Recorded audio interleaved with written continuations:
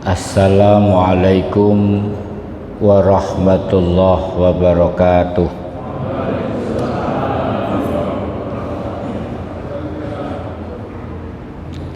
Alhamdulillah summa alhamdulillah alladzi khalaqal mauta wal hayata liyabluwakum ayyukum ahsanu amala.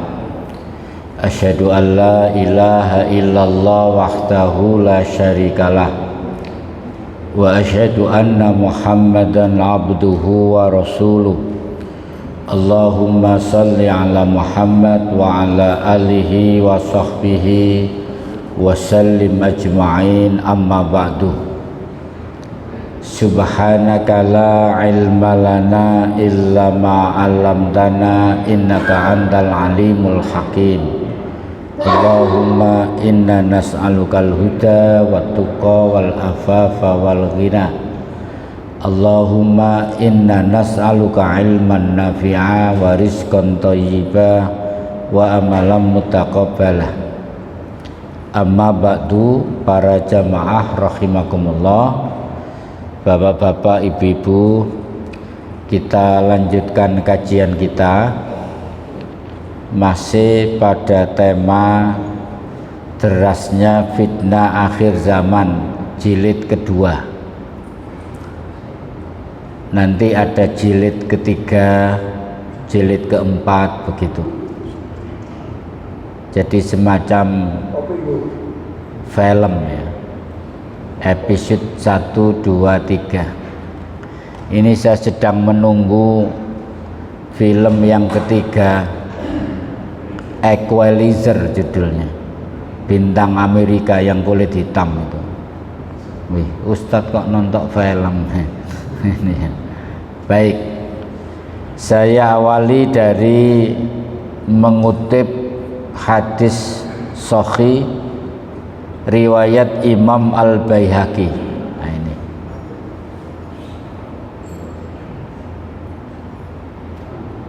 hadis nubuwah namanya, atau prediksi Nabi tentang akhir zaman, karena kita bicara tentang akhir zaman,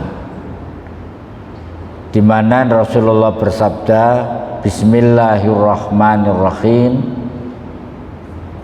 yusiku ayyatiya 'alan nasi zamanun, hampir-hampir akan datang suatu zaman yang akan menimpa manusia. Ini kan Nabi mengucapkannya 14 abad yang lalu, 1400 tahun yang lalu. Artinya sekarang sudah bukan hampir-hampir lagi maknanya. Mungkin sudah terjadi dan kita menyaksikan. Saya baca dulu sampai selesai hadis ini, kemudian kita bahas satu persatu, mudah-mudahan jadi pelajaran penting bagi kita. Apa prediksi Nabi itu? Yang pertama, la yabqa minal Islam illa ismuhu, tidak tinggal Islam itu kecuali namanya saja. Wala yabqa minal Qur'an illa rasmuhu, dan tidak tinggal Al-Quran itu melainkan tulisannya saja. Masajituhum yauma idzin amiratun, masjid-masjid dibangun dengan megah saat itu. Wa yakharabu minal huda, tetapi sepi dari petunjuk. Masjid kita insya Allah nggak termasuk ini. Yang keempat, ulama mereka syarru man tahta adimis sama, adalah makhluk yang paling buruk di kolong langit ini. Jadi justru yang paling buruk nanti ulama. Min aihdihim takhrujul fitnah, dari mulut-mulut mereka keluar fitnah.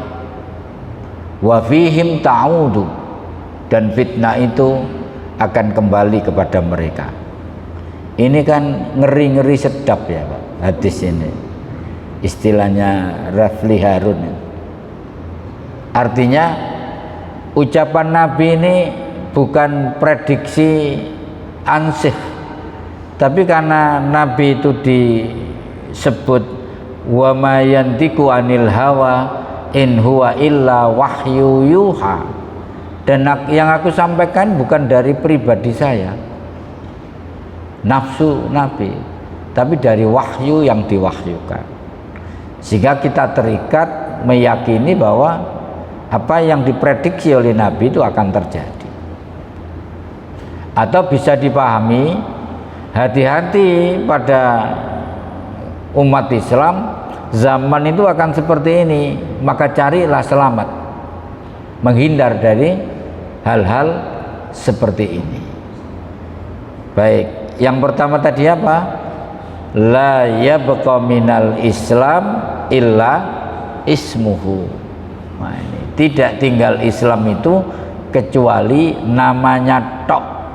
Mati ono tok barang. Nah, ini ya. Tinggal namanya.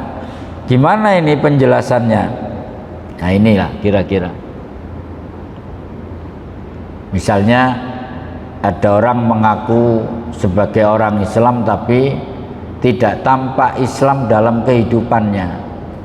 Yang ngaku Islam, bahkan KTP-nya itu Islam, tapi nilai-nilai Islam tidak pernah dibumikan dalam kehidupannya. Yaitu nanti KTP-nya yang masuk Islam, yang masuk surga, dia enggak. Nah, itu ya. Mengaku orang Islam tapi menolak menggunakan hukum Islam. Loh, berderet loh orang yang menolak tegaknya syariat Islam itu. Istilah khilafah saja nggak mau. Kata Mbak, padahal itu gagasannya Allah, tapi dia menolak. Mengaku muslimah namun menolak memakai hijab misalnya. Sampean kenal Pak tokoh yang bernama Najwa Shihab? Ibu-ibu kenal? Kenal di mana? Iya. Saya sangat mengagumi beliau, lebih-lebih orang tuanya. Kebetulan saya kuliah di IAIN itu jurusan tafsir hadis. Jadi buku-buku dia tentang tafsir itu ya kita baca berulang-ulang. Tetapi ketika seorang wartawan bertanya kepada Mbak Nana, panggilannya Mbak Nana, itu teman saya. Teman saya. Dianggap baik. Ketika ditanya kenapa Anda tidak berhijab, sampai lihat Pak jawabannya Mbak Nana. Kebaikan seseorang itu tidak ditentukan oleh hijab, tapi oleh hatinya. Ini implikasinya luar biasa Pak, kalimat ini Pak. Artinya begini, bahwa hijab itu adalah bagian syariat yang harus ditegakkan. Kalau jawabannya begini masih mending. Iya, saya belum diberikan petunjuk oleh Allah untuk berhijab. Nggak tahu nanti. Ini kalimat ini dia hanya berdosa. Karena dia menyadari hijab itu kewajiban, tapi dia belum bisa melaksanakan kewajiban itu. Ini berdosa. Tapi kalau dia menolak gagasannya Allah ini, bahwa kebaikan seseorang itu tidak ditentukan oleh hijab, tapi oleh hatinya yang penting, maka sebetulnya secara implisit, secara tersirat, dia sedang menolak tegaknya syariat hijab. Ini implikasinya lebih berbahaya. Lah wong pinter itu kadang-kadang terpelesetnya di situ.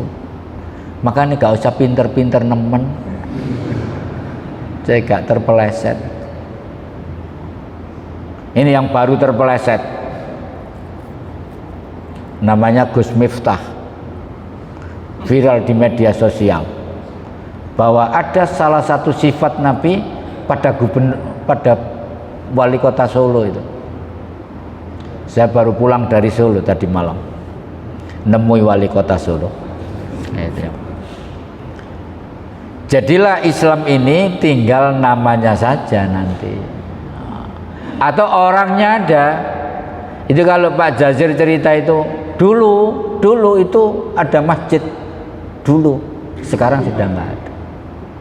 Seperti dulu itu Cordova itu adalah ketika zaman keemasan Islam, itu wilayah kekuasaan Islam dulu. Jangan sampai seperti itu, Pak. Nah itu ya.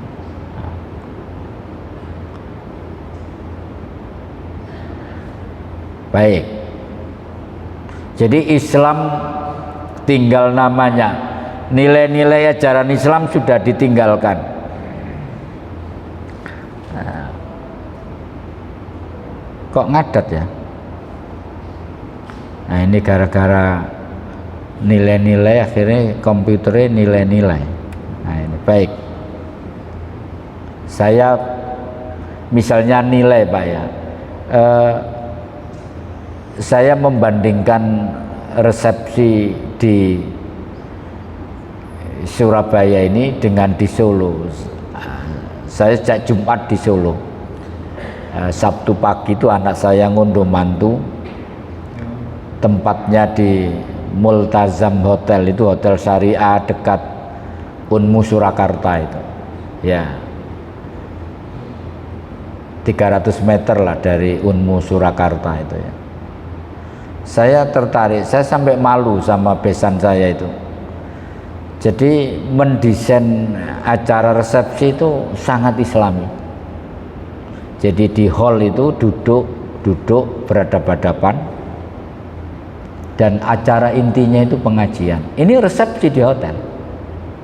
Ya ada serah terima adat Jawanya ada.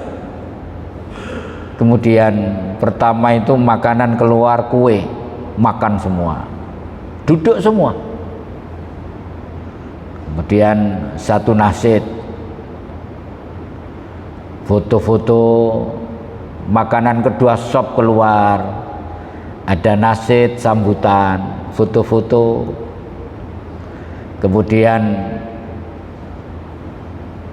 ada tilawah, ada ceramah, anak muda ceramah indah sekali, usianya separuh usia saya, sudah menjadi mudir sebuah pesantren, dia ceramah dengan doa yang menyentuh. Baru terakhir makan besar, piringan gitu, istilah orang Solo piring terbang, juga diuncal-uncal nunda. Dah habis makan, maka mempelai didampingi orang tua baik besan maupun ini keluar untuk menyambut tamu pulang. Acara selesai. Jadi Islami sekali. Kalau kita kan enggak, makan muter prasmanan diratani ke wape, mulai yang kalau amplop sih ngene. Artinya saya membandingkan bahwa Islam tinggal namanya termasuk dalam praktek-praktek kehidupan kita. Apakah cara kita menikahkan anak kita Islami atau tidak? Terus saya Jumatan, saya nggak tidur di hotel karena bawa rombongan. Saya tidur di Goesos, nyewa rumah besar begitu. Di depan itu ada masjid kecil, agak masuk ke kampung, ya 5 kilo lah dari hotel itu. Saya sholat Jumat, itu ada anak muda yang khutbah, bagus sekali. Jadi masih baru lulus kuliah, tapi pinter sekali mengelaborasi zaman ini. Gigi kok cocok ini, podo akhir zaman nih yang disampaikan. Tak parani, saya tanya ternyata baru menikah, kok belum tak pek mantu itu ya, sayang sekali. Baik, saya lanjutkan. Islam tinggal namanya. Baik, ini nggak bisa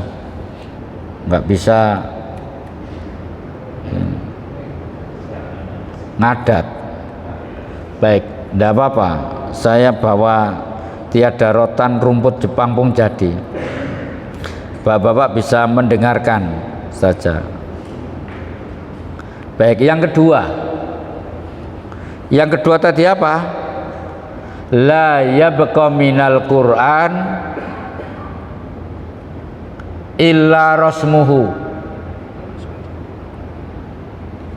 Tidak tinggal Al-Qur'an itu kecuali namanya saja.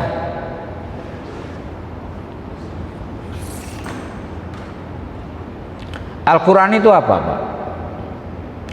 Al-Quran itu disebut sendiri, Quran bicara tentang dirinya, bahwa Al-Quran itu adalah pertama hudal linnas, petunjuk bagi manusia, wa bayyinatim minal huda, dan penerang atas petunjuk itu, wal furqan, dan pembeda. Al-Quran juga bicara tentang dirinya, bahwa Al-Quran itu adalah hudal lil muttaqin, petunjuk bagi orang-orang yang bertakwa. Tapi siapa yang memakai petunjuk itu ternyata tidak banyak. Makanya Nabi pernah mengeluh atau curhat, bahkan itu disebut dalam Al-Quran, surat Al-Furqan, surat 25 ayat 30. Allah berfirman, ini keluhan Nabi tentang kita. Wa qala Rasul, dan berkata Rasul kepada Tuhannya, ya Rabbi, ya Tuhanku, inna qaumi, sesungguhnya umatku, ittakhadhu hadzal Qur'an mahjura. Ini keluhan Nabi. Ya Tuhanku, sesungguhnya umatku telah mengabaikan Al-Quran ini. Itu kita yang dibidik, bahwa umat Nabi Muhammad itu di akhir zaman sudah mengabaikan Al-Quran ini. Apa mengabaikan itu? Satu, tidak membacanya. Dua, tidak memahami kandungannya. Tiga,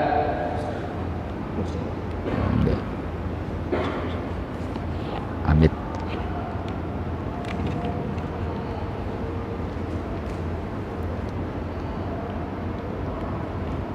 Oh.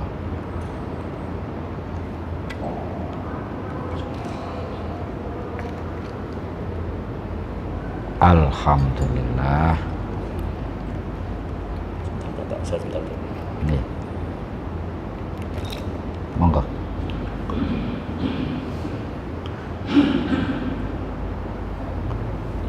Baik, alhamdulillah. Saya tadi mau menjelaskan ini, terlewat sampean. Baik, mundur sedikit Pak ya. Bagaimana kita memahami ayat ini?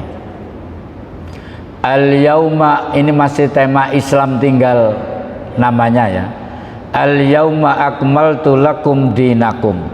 Pada hari ini telah aku sempurnakan untukmu agamamu. Wa atmamtu alaikum nikmati, dan telah aku cukupkan kepadamu nikmatku. Wa raditu lakumul Islam madina. Kenapa saya cetak merah? Dan telah aku ridhoi Islam sebagai agamamu. Para jamaah sekalian, kita ini mudah-mudahan tidak ikut lebay, terjebak. Artinya begini, saya tadi kan mengutip kalimat khalifah, itu gagasan Tuhan. Islam ini gagasan Allah, sudah sempurna. Watmamtu alaikum nikmati, al yauma akmaltu lakum dinakum. Islam ini sudah sempurna. Terakhir waraditu lakumul Islam madina, sudah sempurna. Kalau ada orang mengurangi Islam ini atau menambah, gagasan Allah kok ditambah, apalagi dikurangi, maka pasti menimbulkan persoalan baru. Saya kasih contoh cepat-cepat. Kalau mendengar kalimat Islam itu, jenengan bahkan orang yang paling awam pun itu paham, oh Islam itu begini. Tapi ketika ada tokoh yang tidak puas dengan gagasan Islam, titik ditambah, Islam liberal. Orang semakin tidak paham. Dan gagasan manusia itu umurnya tidak permanen. Bahkan Islam liberal itu sudah nggak dibaca orang. Orang sudah tidak kenal tokohnya yang menambah Islam, sudah nggak kenal. Kemudian diklaim juga, saya menyimak wawancara Kiai Haji Said Agil Sirot. Ini ilmu ya, bukan ghibah. Dia mengatakan memang Islam Nusantara itu gagasannya dari saya. Itu bisa, rekam jejak digitalnya bisa dilihat. Itu pun ketika dia tidak menjadi PB, orang sudah tidak kenal apa itu Islam Nusantara. Kenapa? Karena dia menambah gagasan Allah. Dulu sebelumnya ada namanya Jalaluddin Rahmat, menulis buku, saya baca dua-duanya. Yang pertama Islam Alternatif.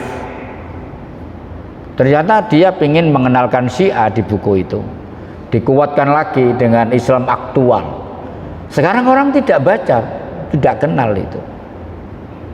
Dan tantangan jenengan nanti adalah yang berikutnya, bagaimana sampai menerjemahkan Islam berkemajuan pada anak cucu kita. Itu tugas sampai.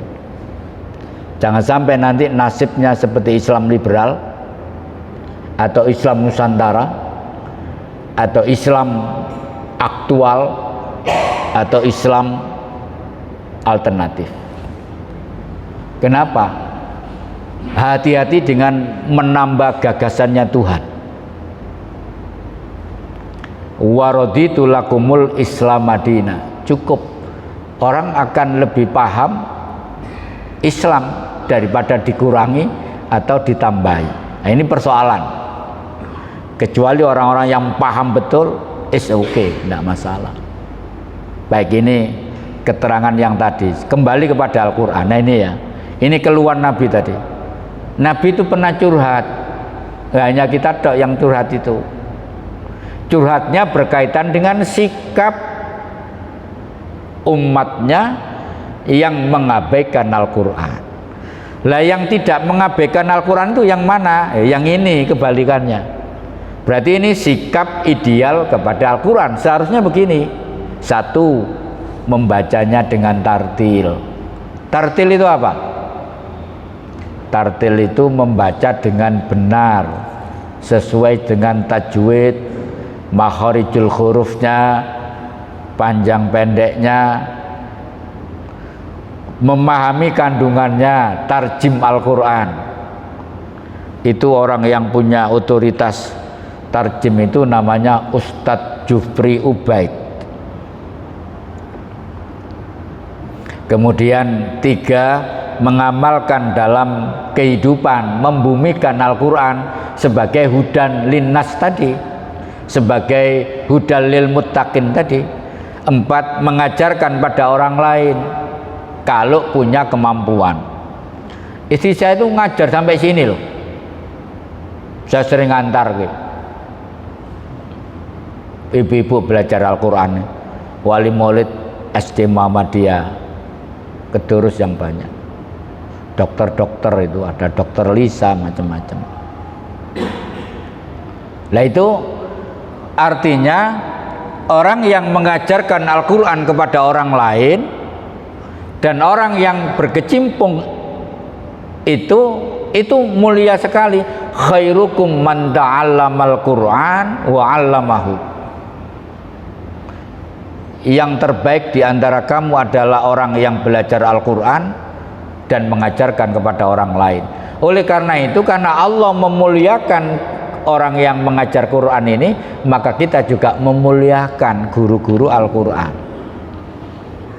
Saya ketumpang beli bibit terong Lombok, itu guru TPK dibayar 75.000 Pak sak bulan. Itu gak itu wedak gak cukup. Itu dorong lipstick itu. Nah itu.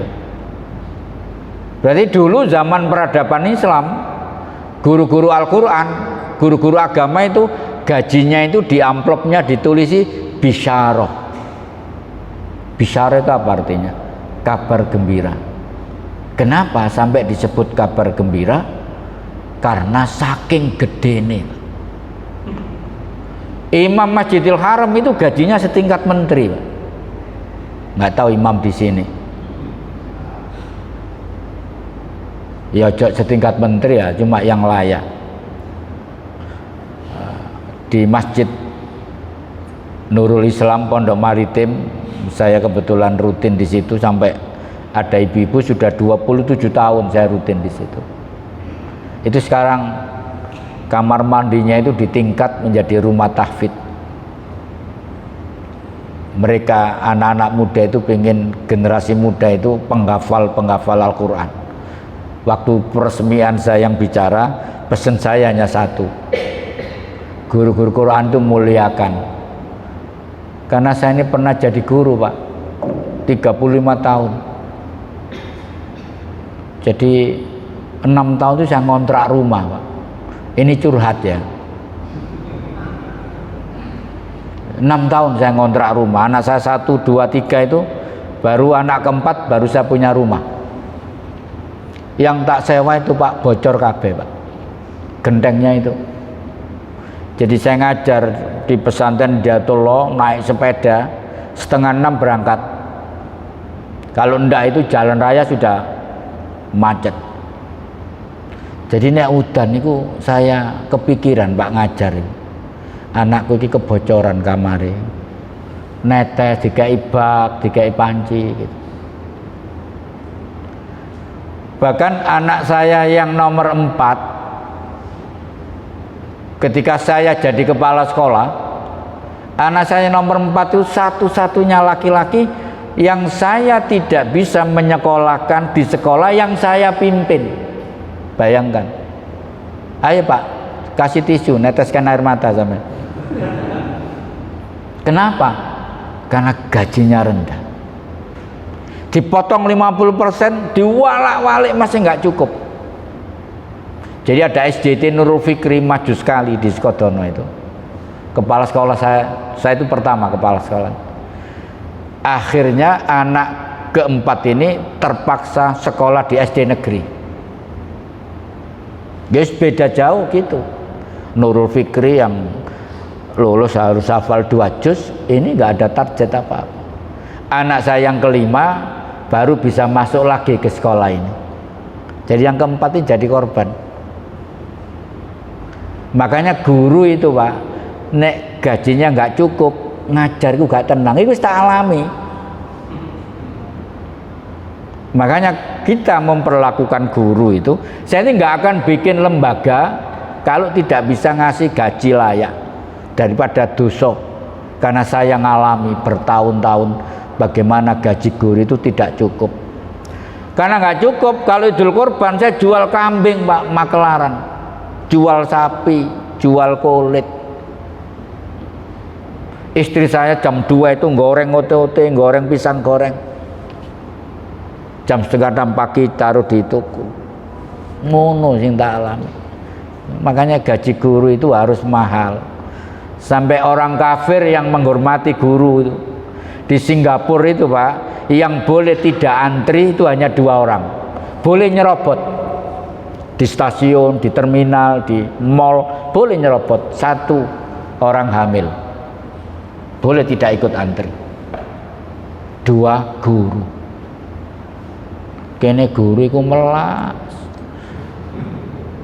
Kelambine gak selikan. Ya kadang rambutnya jemburis, gak potong-potong, ngenteni gajian bulan depan. Sepeda elek ngono iku. Tutuk sekolahan rantene coplok sisan. Didelok wali murid. Saya ngalami pakai Honda Ulung, kaudanan, gremes, murid saya buka kaca. Assalamualaikum Pak Ustadz. Ya.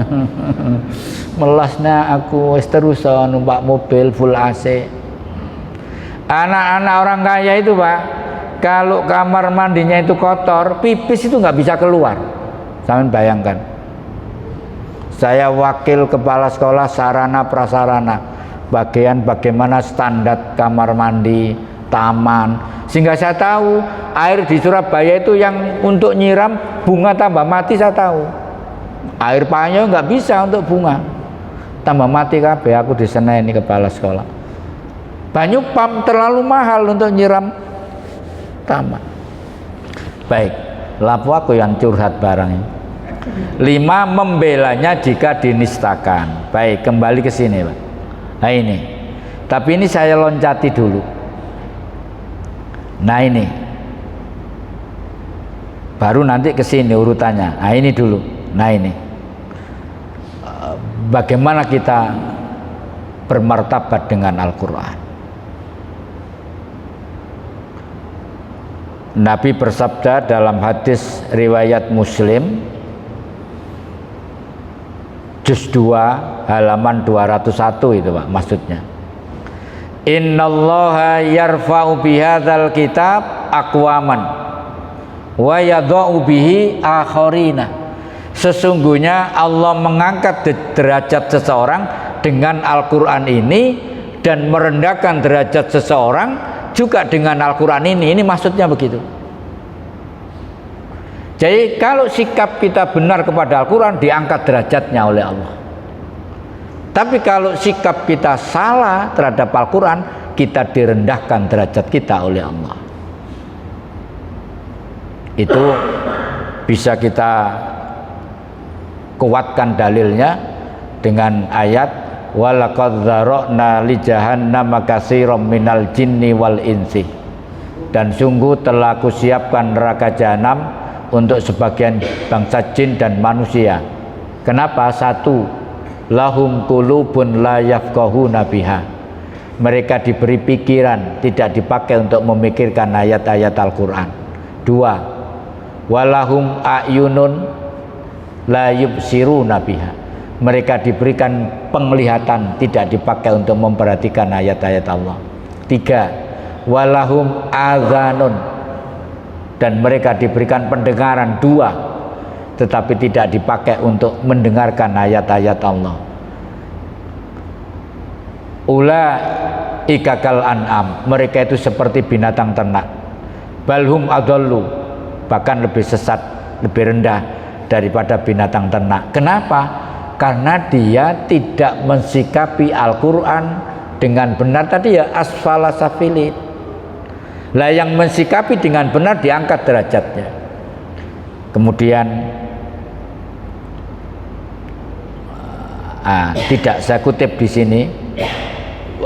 Yang paling total absolut kualitas orang memperlakukan Al-Quran dengan benar itu, saya bacakan hadisnya. Saya tidak kutip di sini karena dianggap terlalu panjang.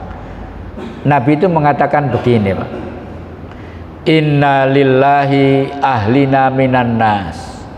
Sesungguhnya Allah mempunyai keluarga di antara manusia. Jadi ada manusia yang dianggap keluarganya Allah. Apa bukan top markotop ini? Kemudian qalu, para sahabat bertanya, manhum ya Rasulullah, siapa mereka ya Rasulullah? Yang dianggap keluarganya Allah itu siapa mereka itu? Qala, Nabi menjawab, manhum Qala, Nabi menjawab, hum ahlul Quran wa khassatuhu. Ketika ditanya siapa mereka itu ya Rasulullah, keluarganya Allah itu, hum ahlul Quran, ahlullah wa khassatuhu. Saya tertinggal dikit. Mereka itu adalah ahli Al-Quran, orang yang mensikapi Quran dengan benar. Ada 5 tadi. Mereka itulah keluarganya Allah dan hamba pilihan Allah. Jadi Al-Quran bisa meningkatkan derajat seseorang, bisa menurunkan derajat seseorang. Cepet deh waktu kira-kira. Lah bagaimana kita memperoleh Al-Quran? Nah ini yang saya maksud. Lah ini Pak, sampai kita diangkat derajat kita, sampai kita disebut ahlinya keluarganya Allah, karena kita mensikapi Al-Quran sebagai ruh kedua. Coba nanti di sinauni kembali. Wa kadzalika auhayna ruham min amrina, dan demikianlah kami wahyukan kepadamu ruh. Ruh ini maknanya Al-Qur'an dengan perintah kami. Maksudnya ngeten para rawuh sedaya, ibu-ibu ingkang kawula hormati, bapak-bapak. Maksudnya ngeten. Kalau kita ini hidup hanya dengan ruh pertama, ruh kehidupan namanya. Ruh ya kalau dicabut mati itu loh. Lah ruhnya ini manusia dengan makhluk yang lain itu sami mawon. Makanya kalau manusia itu kok hidup hanya mengandalkan ruh pertama, tidak kenal Quran, niku ulaika kal an'am tadi, ngene maksudnya. Lah manusia itu baru bermartabat kalau wa kadzalika auhayna ruham min amrina, dia tidak bisa hidup tanpa Al-Quran. Dia tidak bisa hidup karena Al-Quran bagian dari ruh kedua. Hatinya mati tanpa Al-Quran, pikirannya juga mati tanpa Al-Quran, rumahnya akan gersang tanpa Al-Quran. Itu orang beriman. Makanya rumah itu baru hidup kalau nawwiru buyutikum biqiraatil Quran. Baik, ketiga, waktunya kurang seperempat. Masajituhum yauma idzin amiratun, masjid-masjid mereka itu super megah, atau ini bisa diberi makna mereka saling berlomba-lomba membangun masjid. Wa yakharabu minal huda, dan sepi dari petunjuk. Masjid hanya dipakai untuk sarana ibadah, ya itu penting, wajib kok. Tapi kadang-kadang mindset takmir itu masjid itu kayak sholat, mari dikunci.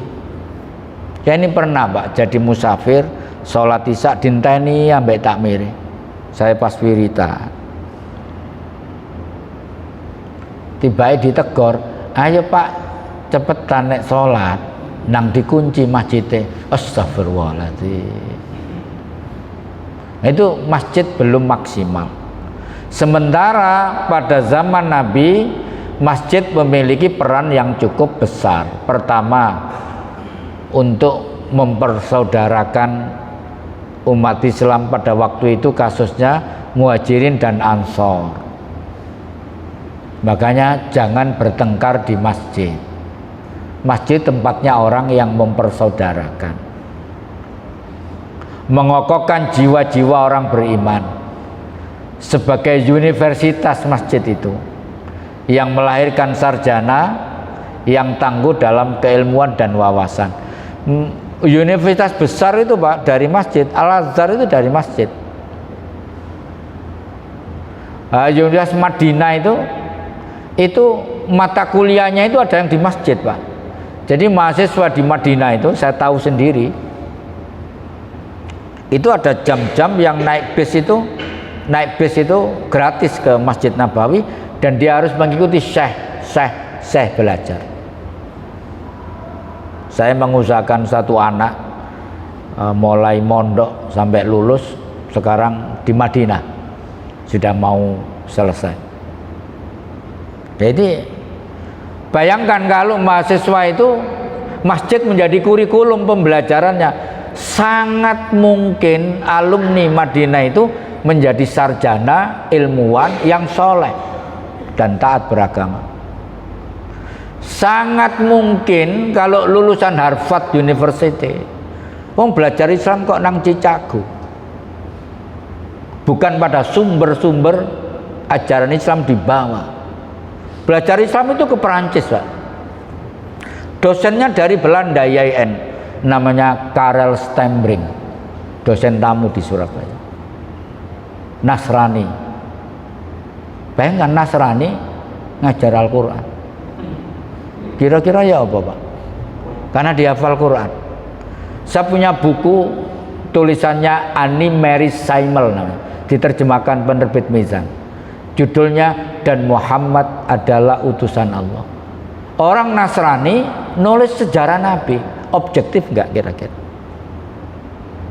Makanya Haikal itu, kalau Anda kenal Bapak-bapak, nulis buku Hayatu Muhammad, itu pendekatnya sangat sekularistik dan tidak sopan menyebut kata Nabi, istri Nabi, tapi itu menjadi sumber literatur umat Islam. Nah, kita harus punya basic untuk membedakan ini tokoh ini sekuler misalnya, pasti oh ini alumni ini, pasti pikirannya ya. Ada tokoh namanya Profesor Dr. Harun Nasution, itu pikirannya Mu'tazilah ansih. Kurikulum YIN itu hampir 50%, bahkan 60% literaturnya dari buku karangan dia. Sangat sekuler, sangat Mu'tazilah, bayangkan. Tapi alhamdulillah, subhanallah, menjelang masa tuanya itu dia ketoke berbalik malah ke tasawuf. Tapi wis kate mati kait ke tasawuf, kait tidak liberal lagi, tidak Mu'tazilah lagi. Nah itu ya. Baik, saya lompati saja ini. Nah ini yang penting, Pak. Ulama'uhum syarru man tahta adimis sama. Ulama-ulama mereka itu makhluk yang paling buruk di kolong langit ini. Kok bisa ulama seperti itu? Min indihim takhrujul fitnah. Dari mulut mereka keluar fitnah. Dan fitnah itu wa fihim ta'udu. Fitnah itu akan kembali kepada dirinya. Ini saya agak serius menjelaskan ini. Pertama ini, Pak. Syekh Utsaimin rahimahullah, ini ulama Saudi abad 20. Jadi kalau teman-teman Salafi itu pedoman utamanya ya Syekh Utsaimin ini. Lah ini menjelaskan ulama itu ada 3 macam. Yang pertama ulama millah, 2 ulama ummah, 3 ulama daulah atau siasa. Pertama, ulama millah itu adalah ulama yang on the track, di jalan bahwa al ulama warasatul anbiya. Ulama adalah pewaris Nabi. Sehingga ulama millah ini adalah kepanjangan tangan Nabi yang menyampaikan risalah seperti Nabi menyampaikan risalah, yang memberikan cahaya kepada manusia minaz zulumati ilan nur. Ini ulama millah, ulama yang khair, ulama yang baik. Pikirannya itu dakwah. Ulama ini gelisah ketika melihat populasi umat Islam kok tambah turun. Ini akan gelisah ketika masjid itu sepi, pasti gelisah. Ini akan gelisah kalau masjid itu sepi, anak-anak muda nggak ada, pasti gelisah. Ini ulama yang baik. Kalau enggak itu namanya ngelama, bukan ulama. Yang kedua, ulama ummah itu apa? Ulama ummah itu dia menyampaikan risalah sesuai dengan keinginan publik. Misalnya jamaah Gunung Sahari ini ketoke senengane guyon, maka dia literaturnya Tarsan, Cak Lontong, Basuki, bagaimana membuat juk-juk yang lucu. Ini selera pasar. Apa kata pasar? Kan ada itu. Ketika ditanya gimana ibu-ibu ceramahnya kemarin, anu Pak Ustadz, lucu. Mboten materinya apa? Ketoke lucu ngoten niku lho pokoke. Nah, iki kan. Longgorong jam yang diceritakan lucunya. Hari ini sebetulnya menurut saya para ustadz itu harus memancing jamaah banyak menangis daripada tertawa. Karena Nabi mengatakan seandainya neraka itu diperlihatkan, maka kamu menjadi orang yang banyak menangis dan sedikit tertawa. Saya kira kan banyak tertawa. Padahal menangis itu adalah perilaku Nabi, perilaku sahabat. Terutama menangis ketika dibacakan Al-Quran. Nabi itu dibacakan Al-Quran sampai air matanya meleleh, sampai membasahi jenggotnya.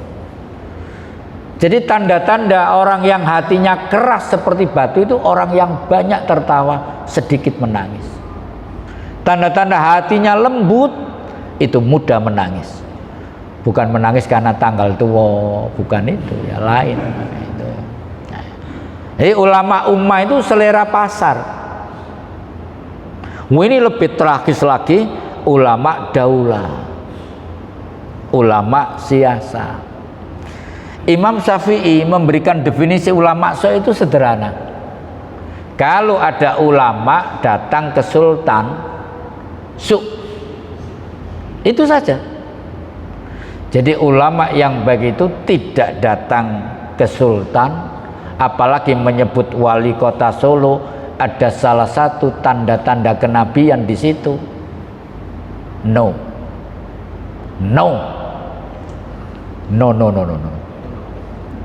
Nah itu. Lah ulama ini yang didatangi, Pak. Zaman Abbasiyah itu ada khalifah namanya Harun ar-Rasyid. Dia datang ke ulama namanya Hasan al-Basri, ulama yang top, ulama tabi'in.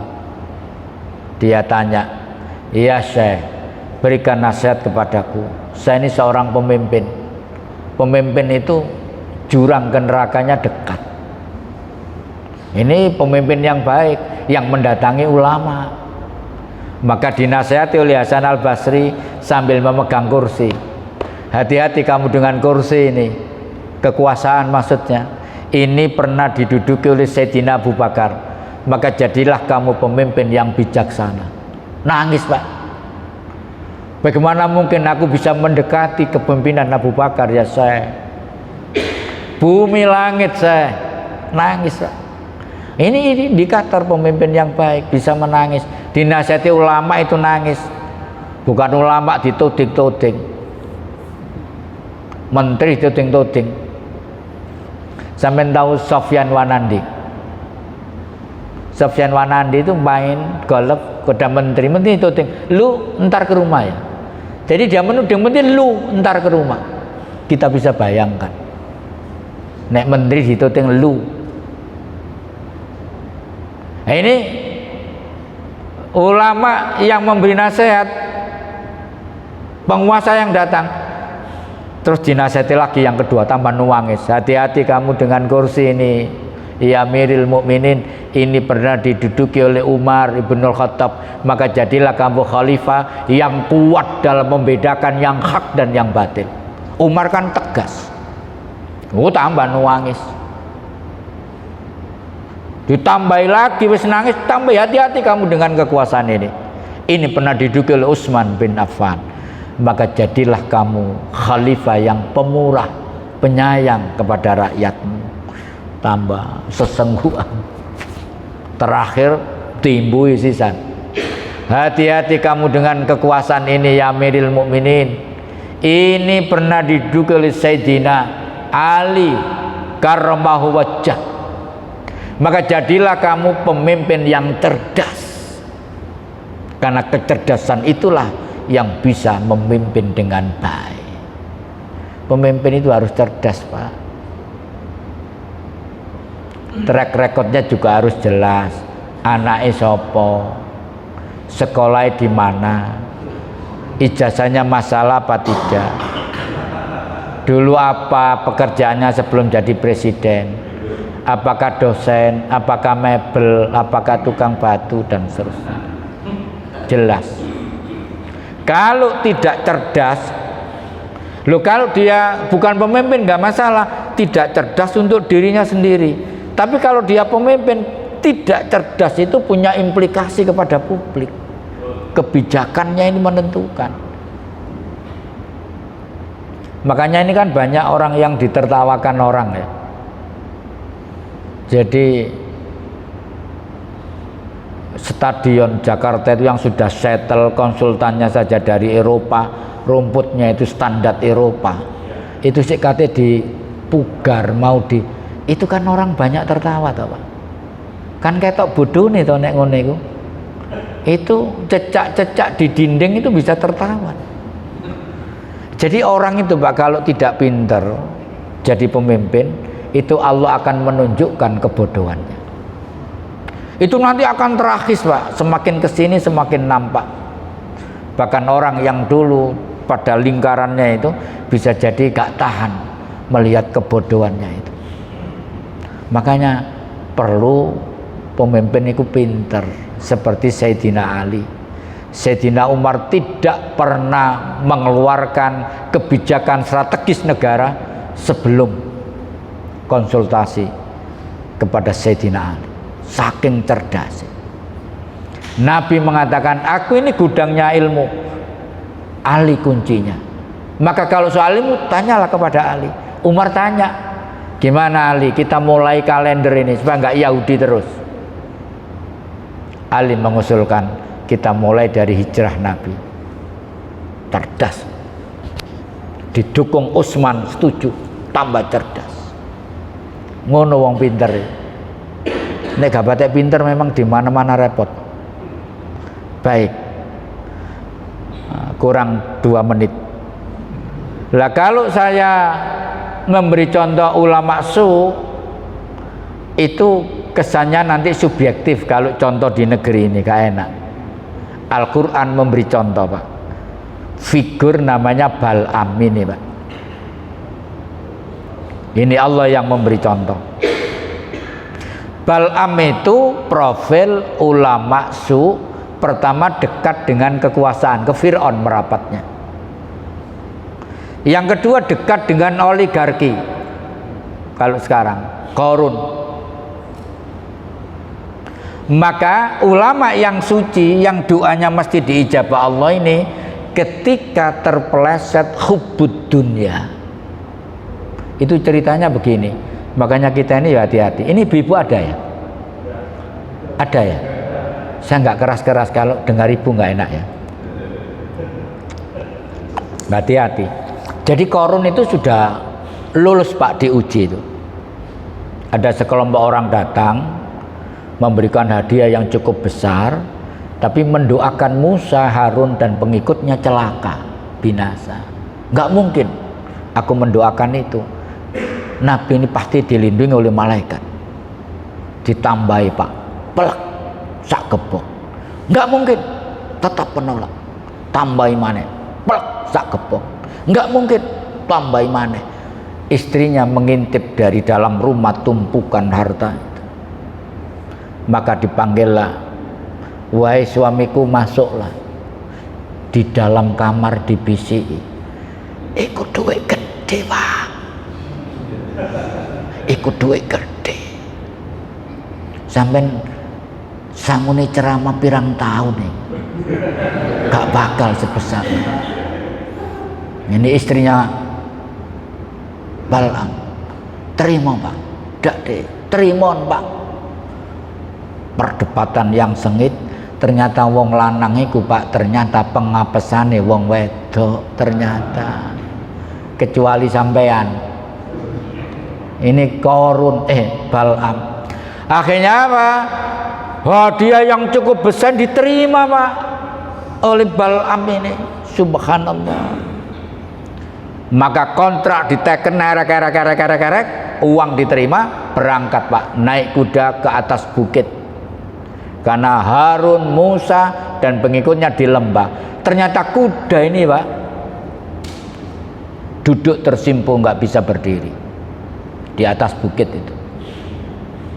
Ini saya belum ngecek riwayat sesungguhnya. Saya itu suka baca kisah Ba'da Isya untuk menceritakan anak-anak saya sebelum tidur itu. Ceritanya itu kuda ini bisa bicara. Ya Bal'am, tidakkah engkau lihat di depan kita ada malaikat yang menghadang kita? Dipukul Pak kuda ini dengan keras. Berdiri. Tidakkah kau lihat di depan kita? Dipukul lagi Pak. Akhirnya kuda ini berangkat dengan terseok-seok karena dia takut dengan barisan malaikat itu. Maka sampai di bukit dengan melihat lembah, Bal'am berdoa. Redaksinya soalnya begini, ya Allah, hancurkan, binasakan Musa, Harun dan pengikutnya. Lidahnya terpeleset. Ya Allah, berikan kemenangan kepada Musa, Harun dan pengikutnya. Diulang lagi, terpeleset lagi. Tanda-tanda kekuasaan Allah. Bukan ngamuk sing bayar. Ki apa sampeyan wis dibayar miliatan melalui 10 rekening misalnya ini. Belum ada rekening saat itu. Saya ini sudah berusaha, tapi lidah saya terpeleset. Akhirnya apa, Pak? Ulama ini memberikan pemecahan yang sangat keji, menggaransi kekalahan Harun, Musa dan pengikutnya. Siapkan wanita-wanita cantik. Jadi wanita itu sejak dulu menjadi sumber fitnah. Bahkan nanti di akhir zaman, nanti mungkin yang kelima ya, jilid kelima, wanita itu bahaya fitnahnya 1 digit di bawah Dajjal. Ini wanita yang di luar. Kemudian disiapkan wanita cantik, lalu lalang di depan tenda-tenda Musa, Harun dan pengikutnya. Lah pada saat Nabi Musa dan Harun ini pergi, wanita ini pas mulai, Pak, karaokean nang kono, gampangane ngono. Dengan pakaian minim, menonjolkan tubuhnya, dipilih yang cantik. Ternyata sebagian besar pengikutnya ini terpeleset melakukan perbuatan keji di tempat itu.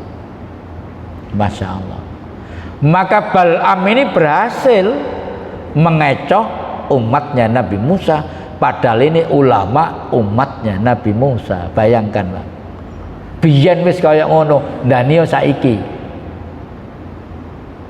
Maka kemudian dilaknat oleh Allah Bal'am ini dengan ayat Al-A'raf 17. Ini kalau kita baca ke bawah terus kisah lengkapnya Bal'am. Fa masaluhu kamasalil kalbi, maka perumpamaannya seperti anjing. Ini khitabnya kepada Bal'am. Bayangkan ulama sampai turun menjadi anjing. In tahmil alaihi yalhas, jika kamu menghalau anjing itu, maka dia menjulurkan lidahnya. Autatruhu yalhas, dan jika kamu membiarkan, ia juga menjulurkan lidahnya. Para ulama memang berbeda pendapat. Cuma saya lebih pas tafsirnya Ibnu Katsir. Kata para ulama yang lain, misalnya dalam Al-Kasyaf, itu memang tafsir filsafat. Az-Zamakhsyari itu tokoh Mu'tazilah, jadi logika. Tapi Ibnu Katsir, Al-Kasyaf mengatakan itu sifatnya Bal'am itu seperti anjing katanya. Tapi Ibnu Katsir tidak. Bal'am itu memang lidahnya menjulur sampai ke dadanya, Pak, sampai mati setelah kasus itu. Kayaknya umurnya tidak panjang setelah kasus itu. Jadi lidahnya menjulur. Maka Allah kemudian menjuluki dengan anjing. Jadi apa, Pak, pelajarannya? Ulama dimanapun, kapanpun, kalau dia melacurkan diri keulamaannya, pertama mendekati kekuasaan, kedua mendekati oligarki yang tujuannya hanya duit, maka itu seperti anjing. Kan gak enak, Pak, ini, Pak. Kan sangat sarkastik toh. Nah, baik, saya tutup dengan ucapan Sayyidina Gambahan Imam Al-Ghazali, Pak. Ini supaya ilmiah, nggak dibantah orang begitu. Di kitab Ihya Ulumuddin juz 2 halaman 381, Imam Al-Ghazali mengatakan begini: sesungguhnya kerusakan rakyat disebabkan oleh kerusakan penguasanya. Ini penguasa itu menentukan, Pak. Daya rusaknya itu luar biasa, Pak. Kalau penguasa itu, kalau penguasa yang zalim ya. Habis ini kalau masih perlu dilanjut, itu khusus fitnah akhir zaman tentang kerusakan pemimpin. Nek cek dikai umur loh ya. Dan kerusakan penguasa disebabkan oleh kerusakan ulama. Jadi kembali pada ulama hidup itu ternyata. Indonesia ini berarti apa kalau rusak ini? Yang dituding bukan penguasanya dulu, ulamanya dulu. Kan gak enak ngomong ini. Nek krungu ulama kan dia tersinggung. Nah, itu. Dan kerusakan ulama disebabkan oleh cinta harta dan kedudukan. Jadi pangkalnya itu dunia ternyata. Dunia itu fitnah akhir zaman yang luar biasa. Dunia itu Pak ibarat orang penyakit itu diabetes. Kalau nggak hati-hati bisa menyentuh organ tubuh yang lain Pak. Iki kena. Cinta dunia itu kalau nggak di-cut itu rusak semua. Pangkalnya dari cinta dunia itu. Dulu Pak sebelum kaya itu sederhana hidupnya. Begitu kaya titik wis sobo karaoke. Dulu Pak gak mikir Abimane, gak mikir orang ustadz kampung. Begitu undangannya mulai banyak, duitnya banyak, wis mikir sih enggak ustadz itu. Ini bukan saya loh ya, yang lain. Yaitu harta itu sangat menentukan.